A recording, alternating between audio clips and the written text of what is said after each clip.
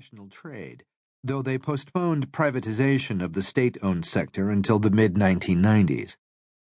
One consequence of the gradualist approach to create disparate product opportunities for those outside the state-controlled economy, allowing the entrepreneurial-minded to seek private profit independent of the state's allocation of raw materials and manufacturing equipment. In searching for opportunities around which to launch a private enterprise, swarms of entrepreneurs experimented with management innovations that enabled them to bypass central planning and to secure their own upstream materials and downstream channels. Neither the absence of a legal or regulatory framework for private enterprises, nor the challenges in accessing scarce government-controlled resources thwarted the would-be capitalists.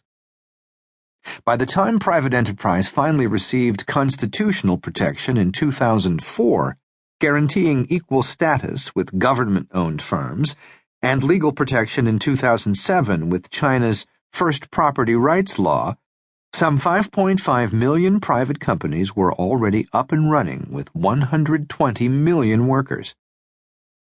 In an emergent process that academic researchers Victor Nie and Sonia Opper aptly characterized as capitalism from below, private manufacturing arose in 3 phases. In the first phase, a gradual replacement of central planning by market mechanisms resulted in a power shift from state bureaucrats and government agencies to private producers. Entrepreneurs faced a widened set of choices, allowing them to experiment with new forms of production.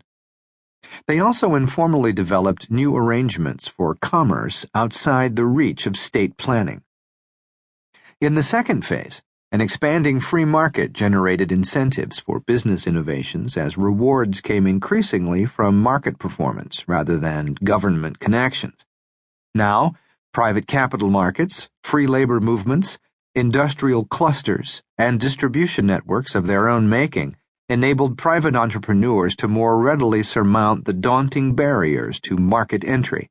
Despite lingering discriminatory treatment by the state and low social status, private firms grew faster than state-owned enterprises, and in time, the bulk of China's urban workers came to be employed by non-state-owned companies. Finally, in the third phase, large numbers of entrepreneurs piled in, creating a tipping point as a self-reinforcing private sector constituency emerged. Officials relaxed their rules to accommodate but also to regulate the embryonic private sector realities.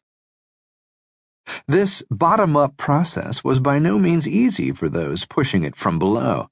In fact, starting a private business in China has been far riskier than doing so in the United States.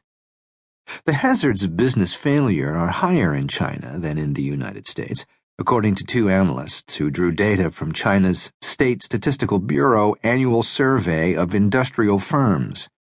This survey targets all state-owned enterprises and private companies with an annual sales revenue of at least 5 million yuan. In the entry and exit rates for the surveyed companies from 1999 to 2006, we see an average annual entry rate of 25.8% and an average annual exit rate of 18.6%, where exit is defined as a registered business ceasing to exist. By comparison, the comparable entry and exit rates for U.S. companies are only half as high as in China.